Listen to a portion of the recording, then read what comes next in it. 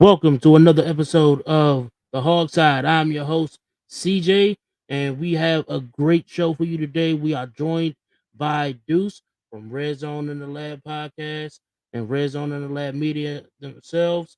And we also have good things to talk about, some good topics, down to the 53, the initial 53, and what's to move forward for week one. So make sure that you guys get ready, buckle up, and let's enjoy this ride.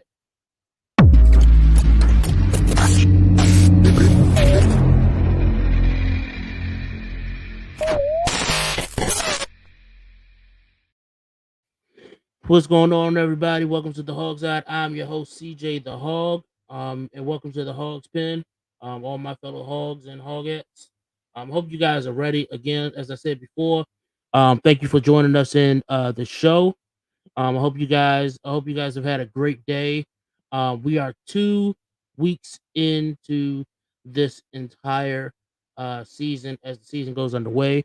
Um, this has been a great off season. As far as the training camp, OTAs, fans coming out. So before we get started, I do want to introduce a special guest. He is known in the Twitter streets. He is known in social media themselves. He is Deuce, Red Zone in the Lab podcast. What's up, What's Deuce? what's good, man? How you feeling? I'm Iris. Glad to have you here, man. I feel stoked. You know what I'm saying? I feel like I got a celebrity on board. Nah, man, it's all about us, man. I like that intro, man. Oh, thank you, Yeah, man. I Thank you. I like that. appreciate it. I need to give me Thank like red zonettes or something.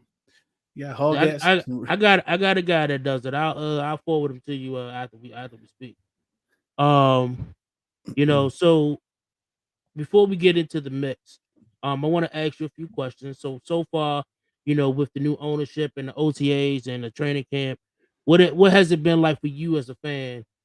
From the previous years as a fan. I think this year it really gave us this newfound hope, belief, faith that we could be competent.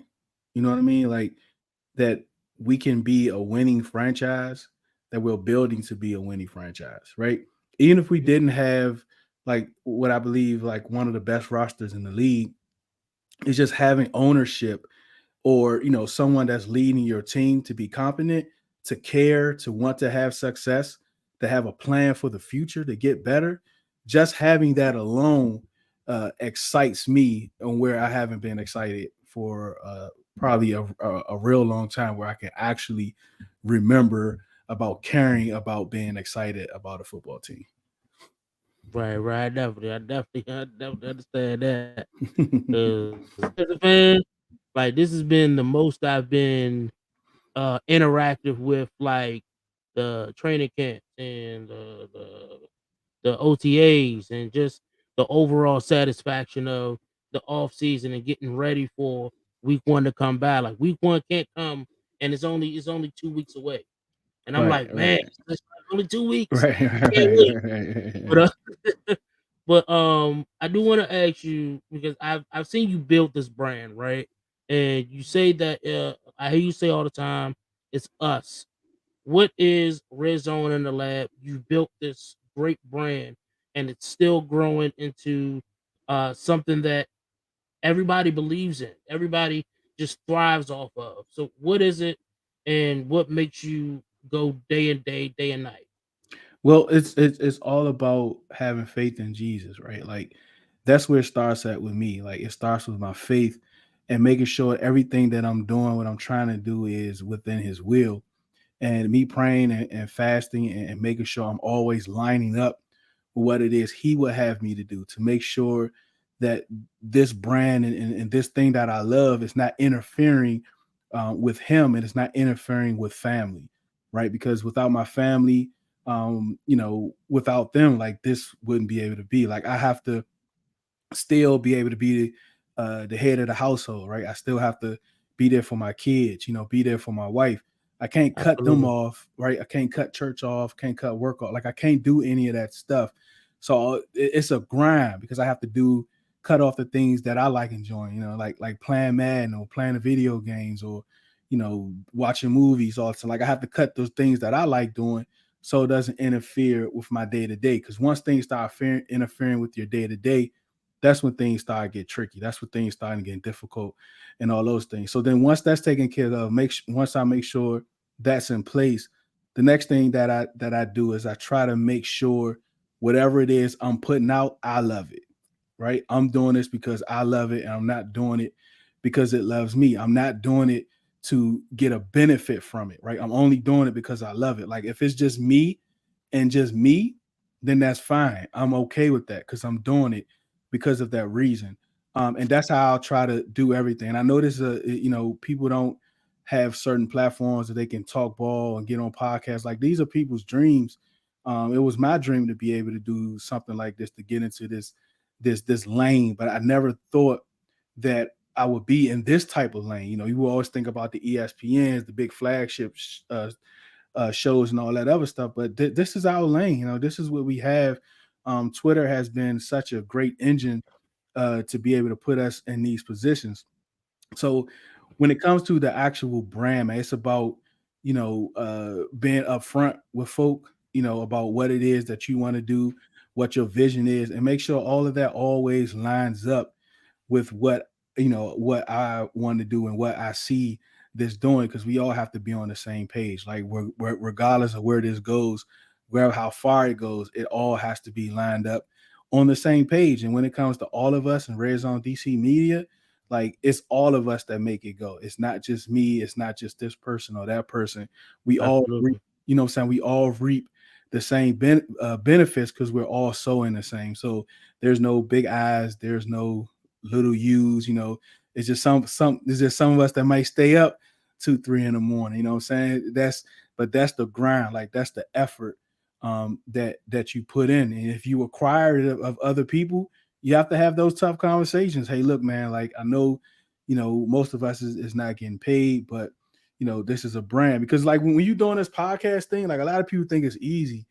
It's not like easy, man. Like there's a grind to it. You have to be consistent. You have to be Absolutely. you have to be consistent. I tell people all the time, if this is something that you want to do, if this is something that you really want to do, then don't go out and spend thousands of dollars on equipment, right? Spend $100. Like do the real small and just do a few shows, making sure that this is really what you want to do. Because a Hmm. lot of people got a whole rock equipment just sitting at their house, man. But when it comes to us, man, it's always about us. Everything I do is because of us for sure. Yeah, and it's funny that you mentioned that because you know, and this is where we can relate. Because I started similarly, around the same way, where I got a mic, I got some heads, I got a headset, and I got a laptop, and I started doing articles and things like that. Then I started doing podcasts and just see how I like it. Then I got me a portable mixer. Got me a portable mixer so I could take it with me everywhere I need to go. And it became, me doing this not as a hobby, but something that I love to do. And now I have about 3 or 4 podcasts that I do, on the stretch of the daily. Now with 2 running and 2 more coming very soon. But I do appreciate, seeing this brand on Twitter, and we all are one. I definitely appreciate you extending the roots out to other fans, because it gives the fans, something to, like I said, something to thrive on. So with that being said, uh what is it what's the one thing so far in this off season, that you're looking to really see uh in a progressive standpoint when you're talking about the players or the coaches? Like who's on your radar right now for you to take a major step forward? Man, it's so many. Like it's a few players. Jahan is obviously it, right? Like that's the guy. You're obviously looking for him to take that next step, right? To be great. He was injured like 4 or 5 games last year. That kind of stunted his Mhm. progression. But I'm looking for him to take a great step. I'm looking for B Rob to take another step. Sam Cosmi, young guys. I'm looking for him to take a next step because I think that he can be a great guard in this league. He's very athletic. He's strong. He's mobile. He can move left and right. He can move forward. Like he can do all those things that we've seen some of the great guards do over the last 15, 20 years. So that's on the offensive side. On the defensive side, Chase. Like I'm looking for Chase to take a big step. I'm looking for him to solidify himself as being top five, top seven edge rusher in the league. Like I'm looking forward for him to do that. I'm looking for him to hit that potential hit and stride. And in the secondary, man, like Cam, of course, we've seen what he can do, Defoe, but Percy, like he's up. Yeah, he's next. You got Cam, you have Force. Now it's time for Percy. And these guys are young, man. Like these guys are young. So I'm definitely looking for those Man. guys to make big impacts. Yeah, that is true. One of the guys that really stood out to me this off season was, and it's not Dax Mill, okay? It's not Dax Mill, one of my favorite players on the Commanders, but it's actually Sam Howell. And I was a not a doubter, but I was skeptical about Sam Howell because of the fifth round guy and him just being a fifth round guy, and let's just seeing like who can he progress into.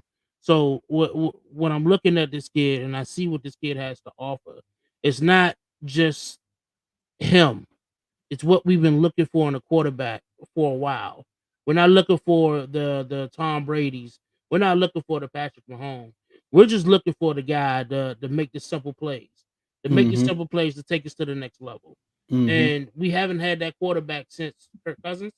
I think we can Mm-hmm. we can say that. Mm-hmm. And when you look at Sam Howell, when you look at his college career, and then you see, I know it was just one game, but just that one game, and see what he brings to the table, and then you see the preseason games, and last year and this season, it shows you that we have this quarterback that can take us to the next level. That's not a Tom Brady or Patrick Mahomes or a Drew Brees. Maybe we just have a Sam Howell, and maybe that's just good enough. Defensively, Chase is one of them. I'm really looking to see Deron Payne to step out into, that limelight and not be in Jonathan Allen's shadow. And I'm not gonna say they like he's in his shadow, but it's like, there's Jonathan Allen and then there's Deron Payne, where I wanted to be Deron Payne and Jonathan Allen. I want them to be like dogs in their own true nature. And so, I'm ready for Deron Payne to really say, "Hey, I'm here." He got the bag, and when he got the bag, he said, "All right, I'm ready to come out here and play ball." So I'm ready to see, how that goes. We do got some comments so far. Carlton was good, man. Was good. They in here, Deuce. They in here. We got Slim in the building. We got Chris the commish. We got Twan, Miss Kim. What's going on? We got Juan. Well, Juanito in the house. All Juanito. right, Juanito. Juanito. So let's talk a little about sorry, about Sam being a week one starter. How excited are you about this? And it being called early. um, I'm very excited. Obviously, I never thought it was a quarterback competition. I've said that plenty of times.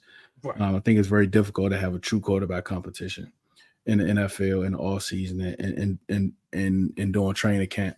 Um, he's the starter, man. Like let's roll. You know what I'm saying? Like he said, let's roll these boys. Uh, Let's see what he can do.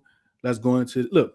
Sam Howell is probably the first quarterback that I can remember where everyone was on board about him. Was on board about him. Like you can I don't need like you can go way back. I don't know how far. Like I mean, all the way back to Campbell. Like right, like all the way back there. mm-hmm. Like it was never a clear consensus that everyone was on board Yeah. with the quarterback. right? For some, it was a Dan Snyder, it was the coaches. They wasn't, they wasn't syncing together. Something. This is the only guy, and he fell into their laps. Everyone was on board. Oh, he's here. Let's take him. That's what he has. That's the difference between him and every other starting quarterback within the last, I don't know, like 20 some odd plus years. So we all know that it wasn't no quarterback competition, right? Mm-hmm. Uh, and I know we talk about a lot of the positives with Sam. The question is there something about Sam that you would like to see him improve at? That can make him better as a quarterback in the NFL. I mean, it's something, man. Like with Sam, like we can say on one side we don't have a big enough sample size to say he's going to be this great, right? But you really don't have a big enough. If that's the case, you don't have a big enough sample size to say that he's not going to be great, right?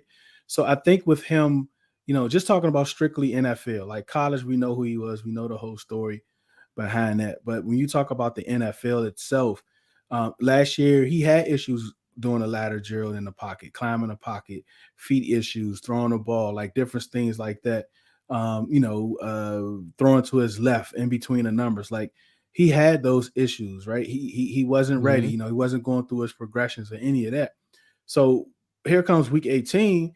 Through that whole fiasco, week 18 comes and you see him climbing in the pocket. You see him going through uh progressions, right? You see him throwing where wide receivers is going to be, not where they are.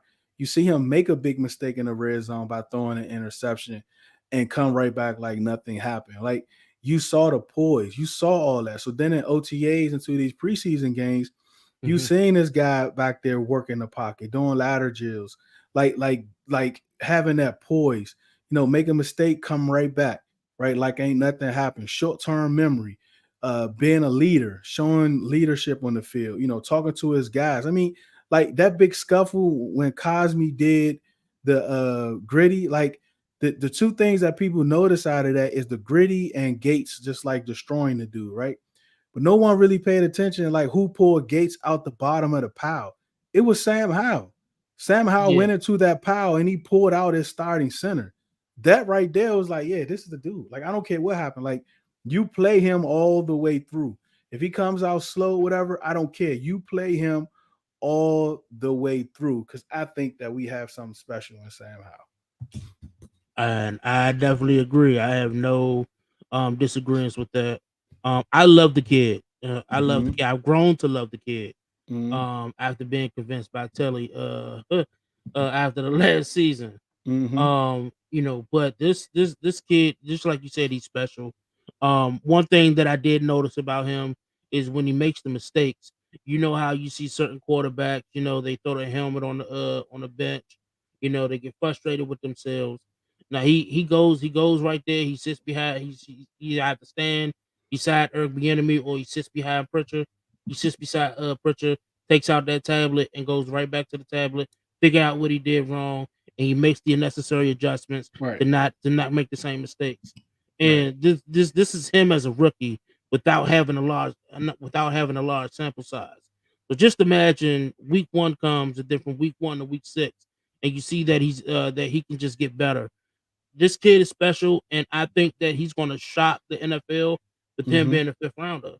So let's just like you said in the beginning, let's roll these boys. Mm-hmm. Mm-hmm. Yeah, I totally agree, man. You look at that quarterback class, man. He's hanging in there, right? Like he's starting. I got a couple of those guys that have been cut. Not starting, and you got him fifth round. You got Brock Purdy that's looking to start. He was drafted in the seven round. Man, look, man, the draft is a crapshoot. Like, how long do you expect for these players to keep these draft rounds on their back? Like, once they get into the league, they here, right? It doesn't matter to them. They here to play ball, and he's always Mhm. going to have that on his back that he's a fifth rounder. But him, when he walk into that huddle, he's number one because he's a Yeah, starting quarterback for this team. he's my starter quarterback. So, of course, you seen yesterday that the initial 53 has been released. Hmm. Um, And I know that I've been in spaces where we've been in spaces together, and we Mhm. did a few exercises with coming up with the 53, how many guys on offense, how many guys on defense. So Mhm. when you're looking at the initial 53, um, do you feel good about the guys that we selected in those spaces? Comparing it to the guys that made the 53. And let me pull it up for a second so we can actually see the 53 right here. Mhm. So with the 53, I like it. I like roll. I like the idea of rolling into the season with only two quarterbacks. Mhm. Yeah, man. What's funny is they pointed out yesterday. Man, I want to give them credit, but I forgot who it was. I forgot, man. I'm so sorry about how everything else is by how all the rosters in numerical order except for the quarterback position. Like they don't want nobody to get a misunderstanding that Sam Howell is a starting quarterback. I think that was very clever from the social media team. Um, but they're really not like a ton of surprises. I had 10 O linemen with Larson. Of course, we know he's back on the team. Um, and For Darian Mathis is on a pup list. I went with Tens. I went with seven wide receivers: Tinsley and Cashmere without Dax. And I think that's pretty much like everything else, man. Pretty much added up to what I kind of had Monday morning with my 53. Everything looks exact. Oh, I only had three tight ends. I didn't have Hodges. I had Right, Jonathan right, right. Williams, but we could see Jonathan Williams. He got injured anyhow. But I knew Armor wasn't making this. I knew Armor. Matter of fact, did we even bring Armor back on the practice squad? Uh-oh. Yes, we did. We did? Oh, okay. Yeah, we did. Okay. They brought back 15 guys on the practice squad. The Right. tackle Alex Akingbulu, Cashmere Allen, wide receiver, um, tight end slash fullback Alex Armand, what they got now. Okay. William Bradley King, Mason Brooks, Terrell Burgess, Tariq Castro Fields, Jake Fromm, Derek Gore, Juwan Harris, Jared Jones Smith, the tackle, Nolan Laufenberg, the center, Benning Potoye, Mm-hmm. the defensive tackle, Bryson Tremaine, the wide receiver, and Nick Whiteside, the cornerback. Those are the 15 guys that they brought back to the practice squad today, Mm-hmm. around I think 3 o'clock p.m. today. I think we all knew that some of those guys were going to make it to the practice squad. Cashmere Allen being one of them. He's just the guy that one of those guys that I the fans really like. The Mm-hmm. coaches really like that. Really just needs time to blossom and groom. Mm-hmm. That probably won't make that probably won't play waivers. Mm-hmm. So I'm glad that he's back on the practice squad, and hopefully he can just get better and he can come in. He can come into this league as a full blown returner. Mm-hmm. Yeah, man. The thing with Cashmere was what I thought was separate. Of course, that game he had Saturday didn't do him no favors. The muff punt can't do that. Dropping passes and no favor. The one thing that why I think he had a good shot is because when you look at wide receivers 5 through 8 during training camp, he was the only one that they used in multiple sets. Like they used him in Mm-hmm. the backfield. They used him on jets. On jets, they handed the ball on. They used him on wide receiver screens, all those type of plays. So I thought Right. that was interesting for him. So I'm not surprised he back. I'm not surprised he cleared waivers. Nobody want nobody that's dropping or muffin punts. But I think he gets action this season though. And I after work, after I left work today, I had some time to really evaluate this offensive line based off training camp and the OTAs and then the preseason, and I'm a little less concerned about the offensive line as I have been. I've had the gripes.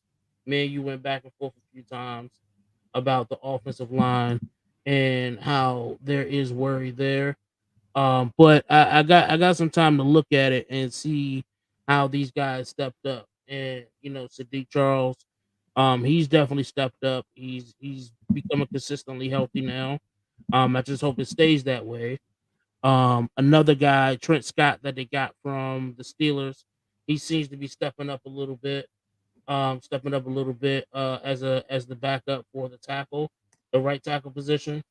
Um, and just a few guys that's on the offensive line who, really showed their place. They really Mm-hmm. showed their place. This preseason. It's like, hey, we're here, we're young, but we're here to stay. We're here to play ball. Mm-hmm. And I'm a guy that's really in tune with the offensive line. I really felt like the coaches really hasn't done their due diligence with investing in the offensive line, but Mm-hmm. I think this offensive line will be fine if Mm-hmm. we see what we've seen so far in the preseason, regardless of it being vanilla, the vanilla playbook. I think Eric Bieniemy will do a good job with trying to mask a lot of that, and just trying to make plays with this offensive line and this Mm-hmm. offense that we got. Yeah, man. That's why I'm so high on the offensive line. It has nothing to do with the offensive line and their talents, right? Or individual person. I'm like when it comes to this team, I'm full homer on the ownership group, and I'm full homer on Eric Bieniemy. And I think he can put this offense in a position to hide their deficiencies. He might not be may not be able to do 100% of the snaps, but I think he's going to be able to do it the majority of the snaps, and I think they have enough talent to hold up the rest of the percentage. So I'm going to do this. There's one guy that you can exchange out on offense and defense out of this initial 53. Who would it be?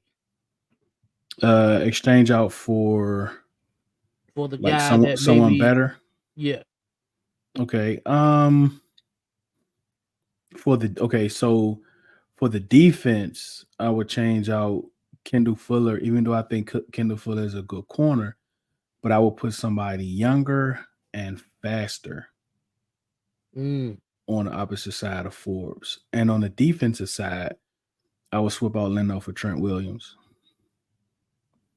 okay, Yeah, okay. no So, doubt. I was asked the question today about my favorite player, Dax Milne, right? And was asked, how do I really feel about him making the 53? And I'm like, look, make no mistake, I don't think he's the best wide receiver on this roster, right? But what I do believe is that you made the 53. Don't don't let up. You know, Look at it as you made the initial 53, but this roster isn't finalized until the trade deadline. That's when the roster is pretty much, you know, it is what it is. But until the trade deadline, you aren't safe. You're not safe. So I say to Dax Milne and anybody else who just made that initial 53 that isn't a starter or a guy who already solidified their spot. This is not the end of it. This is not the end of it. You need to really need to get in the gritty of it. And I love what Mitchell Tinsley said in the post practice interview. He said, "Hey, I made the 53, but I ain't satisfied about it. Right. I know I gotta still get out there. I know I still gotta work. I know that there's Mm-hmm. still some things that I need to do to make sure Mm-hmm. that I stay on this team." And I was like, you know what? As much gripe as I've been giving him, about him, making the 53, I was like, you know what? Kudos to you. Mm-hmm. I think you did deserve making the 53. I really believe that. So Dax, Mitchell, the other guys, Sadiq, Trent Scott, listen, y'all need to step up, especially Dax. Listen, I love you. I'm glad that you made the 53, but you got to make sure that you can solidify your spot there, because at any moment Cashman Allen could come in and become the starter returner and take your spot. So Hmm. that's just where I'm at with it. Let's get to the comments a little bit. I know there's a lot of them that said that had a lot they had to say. Can we talk about how this HTTC community is growing and thriving? My brothers and sisters are doing their thing. Absolutely, absolutely. And as you guys see down here at the bottom on the bottom ticker, make sure that you guys join the community on Twitter at HTT Community Commanders. Make sure that you guys join it. A bunch of great content, endless content, spaces, podcasts from Red Zone in the Lab himself. Just make sure that you guys follow the community. Bunch of great fans that you will meet throughout the season. Um, Family oriented, everything, nothing Hmm. less than shy of that. So Hmm. I encourage everybody who is a fan that is on Twitter to join the community. Right now, you guys ain't doing nothing. Um, Glenn said, "I love Trent Williams." Chris said, "Now you're not worried. He backpedaling like a DB with new information." Hey man, look, I like to do my research when I sit down. All right, I like to do my research. Who do you all think will have a breakout season and why? Whew. I'm gonna let you start this. Who do you think will have a breakout season and why? um, Breakout season. Man. Shoot, Sam Howell, right? Oh, I definitely want Sam Howell to have a breakout season, right? But B Rob, I definitely Hmm. can see B Rob having a breakout season. I think he's an underrated pass catcher out the backfield, which I think will help him um, raise his totals of all-purpose yards. I think he's a 1,000 yard back, just running the ball, and I think he can get a few more hundred passing, catching the ball. So I definitely have a lot of faith. I think B Rob is going to be able to mesh in this offense really well, quarter in and quarter out. And on the defensive side, I'm really looking for Percy to take that next jump, right? I'm looking for Percy to take that next Mm, jump. He has kind of controlled his breakdown at the point of attack. That was his issue in college, why he missed so many tackles, no and mercy, and and, mercy. and yeah, and last year. But as you can tell, he's really worked hard on that. So I'm looking for him to take the next step, and Defoe to take that next step up. So yeah, those are the three guys I'm really looking to have a breakout year. For me, uh, I don't want to say the obvious. I'm gonna say Jahan Dotson. I think he's gonna have a breakout year with him getting injured throughout the course of his rookie season. I think he's gonna have a breakout season and be a full fledged number two wide receiver inside of the roster, inside of the wide receiver room. uh on the defensive side, you know what?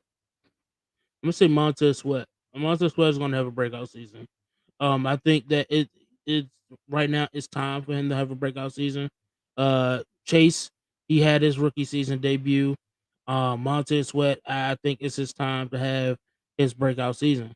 And who knows, both of them can have a breakout season this season. But I think Montez Sweat is definitely gonna have a breakout season this season. And and Emmanuel Forbes. Emmanuel Forbes. I think he's gonna have a crazy historic season as a rookie.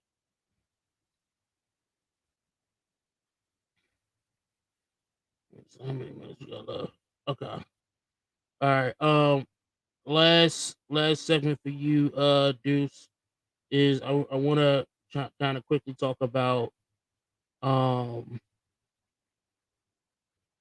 let me take this down. Sorry about that. Week one shakedown. You know, I had to say shakedown because pretty much you know what I think it's going to be. What is your thoughts about week one? I know you have a feeling that you like this game is just going to be like steamroll, but of course you know that there's no such thing as an easy game. So what are you looking for in week one? How do you think this game is going to turn out? Man,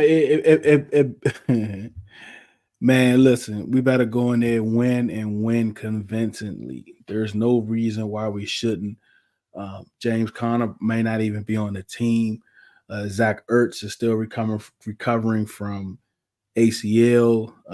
Marquise Brown only runs like 2-3 routes. They got Josh Dobbs or Clayton Tune, a rookie who they drafted this year. Josh Dobbs, somebody they just picked up 2 days ago.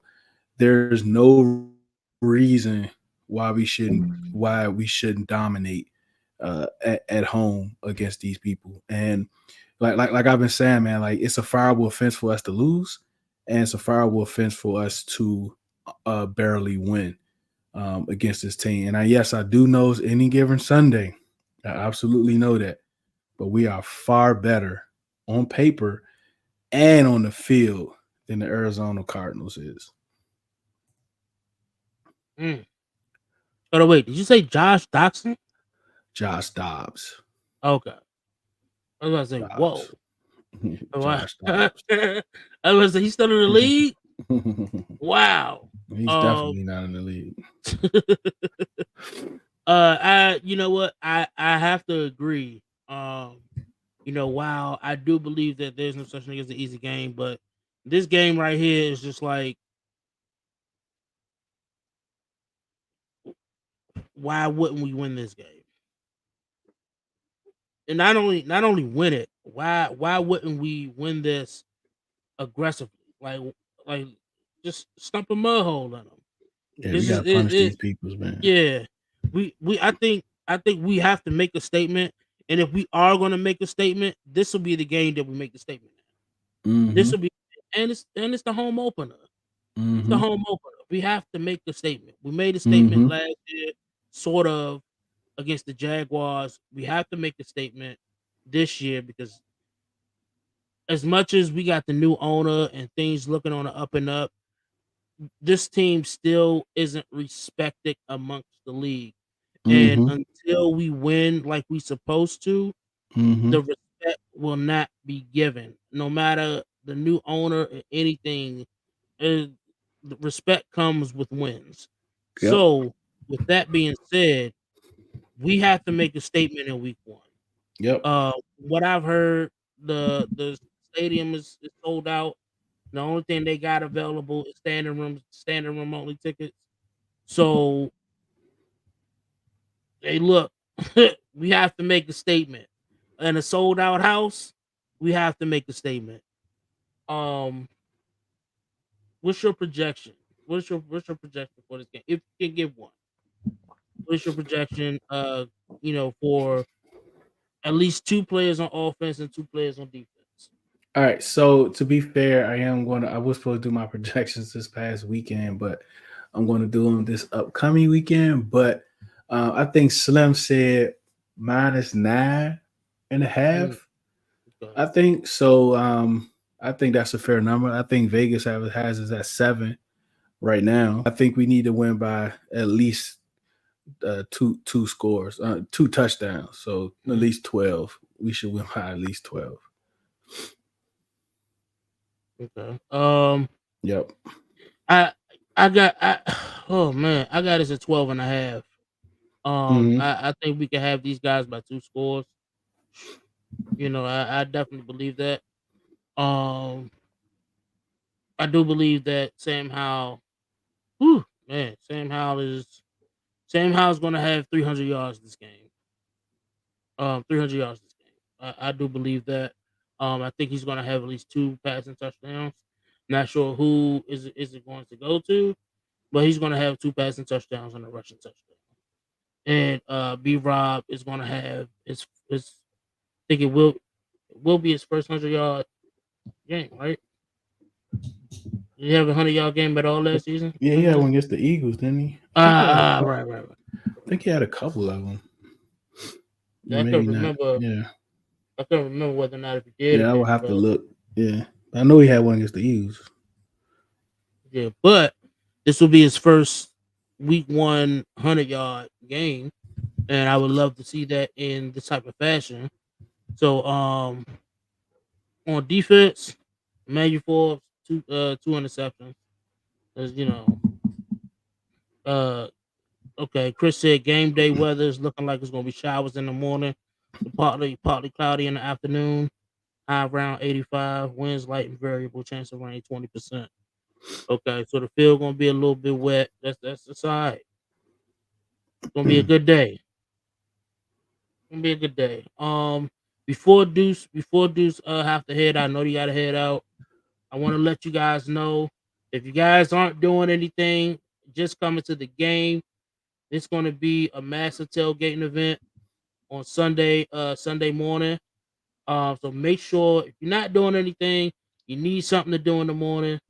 Come out to the tailgate in the red zone lot. I'm telling you, it's going to be a tailgate to remember. I think it's going to be one of the biggest tailgate events that we've ever seen at the FedEx Field. That's right. That has been conducted by the Hall Farmers, Hall Farmer Chris, and the Command Tailgate Corner, and the 405 crew. So they've gotten together and they've put together this massive tailgate extravaganza. So come over to the red zone lot. It's gonna be endless food, endless interactions, a lot of giveaways and gifts that you guys can participate in. And Hmm. also that Friday night pregame rally at Franklin Park in DC at 5 p.m. Again, if you're not doing anything, stop on by. It's going to be massive. It's going to be a great week in DC in the DMV area as we look ahead for this week one. Deuce, you have anything else that you would like to say? Before you part ways. Now, man, I appreciate you for having me on for sure. Hey man, I'm glad that you took the time out of your busy schedule to join us today. I do wish you a great evening and God bless you, my guy. Appreciate you, man. All right, you have a good one. All right. So we still have a few segments here for those who are still there. I do want to talk about uh the fans and Ron Rivera, right?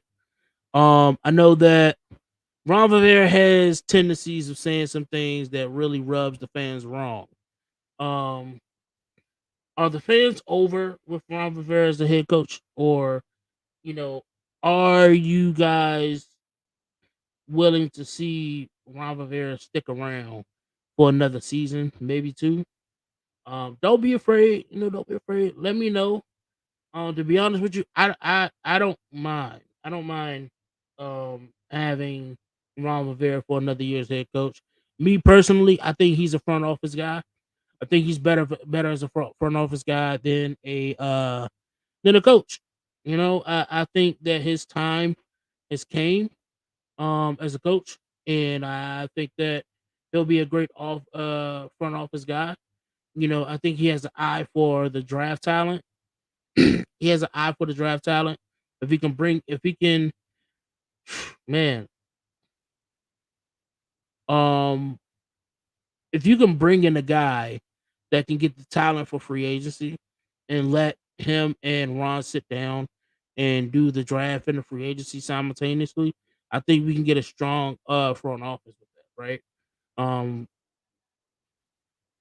I do think that that can really pan out, for the best. Because again, like I said, Ron has a good eye when it comes to, drafting talent. He has a good hit rate, when it comes to drafting guys in his tenure in Washington, right? But when it comes to free agency, yeah, he has some misses. He has some misses. I think he has some misses, right? And if you, like I said, if you could find a guy, a scout, or anybody that you could bring in the front office with Ron, and say, hey, let me focus on the free agency. You focus on the draft, and let's do this thing. How do you guys feel about that? You guys think that can work out?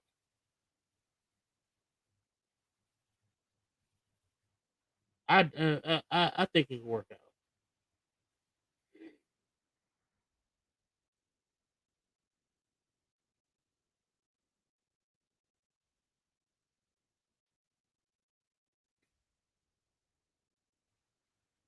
Good. Starting the Monday space.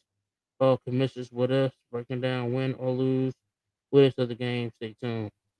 Hey, look, looking forward to that, Chris. Appreciate you. Depending on how the season pans out, I would like him to move into the front office and promote EB to head coach.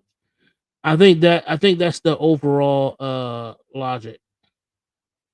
I think that's the overall logic of everything. So I definitely agree with you, Juanito. Logan said they don't really value a straight tackle.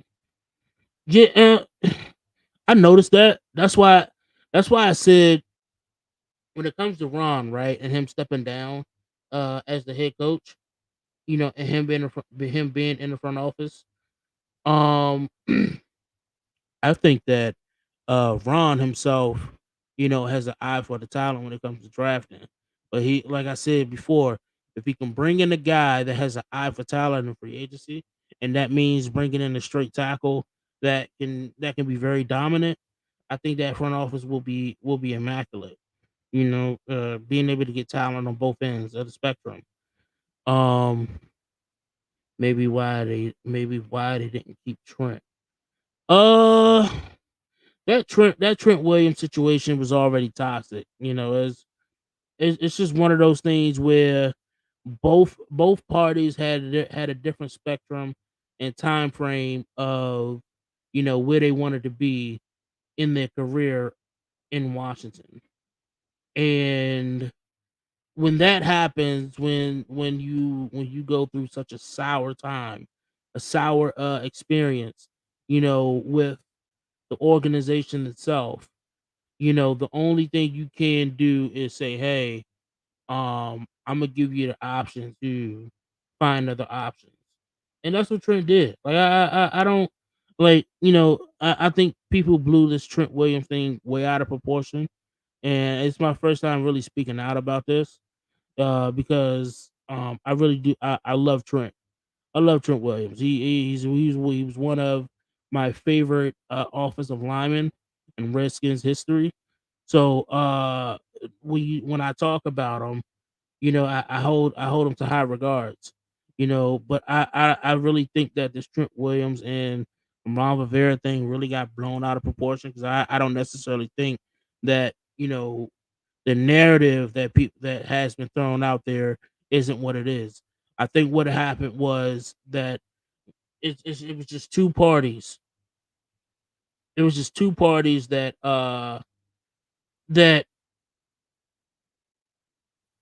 couldn't mesh when it comes to at one point when it comes to the point in their career, right?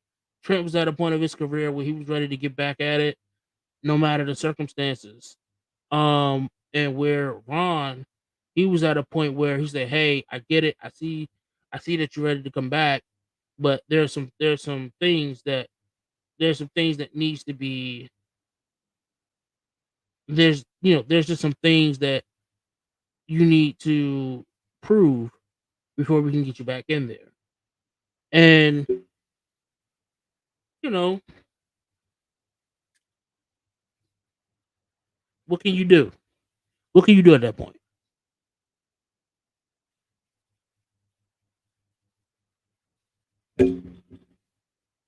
I agree, Juan. I agree. I agree. I think he was ready to go regardless. Same thing with Scherf. The same thing with Scherf. If Scherf really wanted to stay, he would have sat there. He would have tried to negotiate some type of contract for that matter and really got the deal done. But I think with Trent and Scherf, they're one of the guys that were really really done wrong by the organization. I think both of them. I think Scherf and Trent felt let down by the organization because the organization didn't do anything to really invest in the offensive line. They got complacent with having them being the only guys that can do anything, and didn't really build a really big offensive line. So they felt like they were let down. It's how I felt about Scherf too. This is how I felt about Scherf. Scherf is already out the door, regardless if Ron what type of plan Ron said he had for Scherf that sounded great. Scherf just wanted out. Trent wanted out. And it is what it is, man. Like I don't think it's any more than that. And there's a lot of people who try to make things more than that. That is just not there. So I just wanted to sort of like put that to rest before we move forward. Uh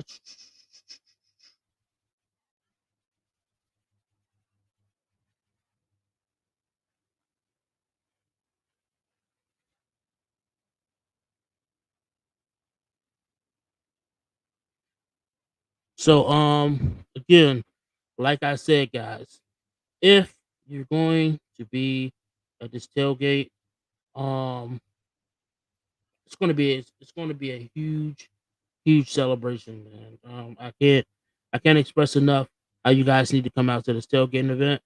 I will be there. I will possibly have some good little knickknacks to give away. Stay tuned for that. Some HOGside stickers, maybe a few T-shirts to give away. A few other knickknacks and things to give away as well. So just make sure that you stay tuned for that. There's going to be a lot of other giveaways with other crew members from different tailgates as well. Shout out to the 405 crew. Shout out to the Command Corner tailgate. Shout out to the Hog Farmers Foundation. They do a very good job with bringing awareness and giving charity to uh, pediatric cancer. So big shout outs to them. Uh Phew, man. I can't wait. I'm literally like jittery because I can't wait for week one. It's a lot that's happening in the DMV area for week one. Like I said, there's going to be a massive pep rally in the heart of DC, Franklin Park, around 5 p.m. Um, it is a free event, but you have to reserve your tickets. You have to reserve your tickets. However, I have 10 tickets. Okay. So if you so happen do not get a chance to sign up, I'll be giving tickets away next week. Next week. Okay. Next week, another episode of the Hog Side. I will be giving away um some tickets if you guys haven't gotten a chance to sign up online. Don't know how to, don't feel like it, but really would like to make this pep rally. I got you. Okay. You're in good hands. All right. So we're going to end it here. And I want to thank everybody for coming in and chiming in with me. This has been great. Make sure you guys also know that the Fog Side can be followed on Twitter and Facebook and on YouTube. Make sure that you subscribe. It's always free to subscribe. Okay.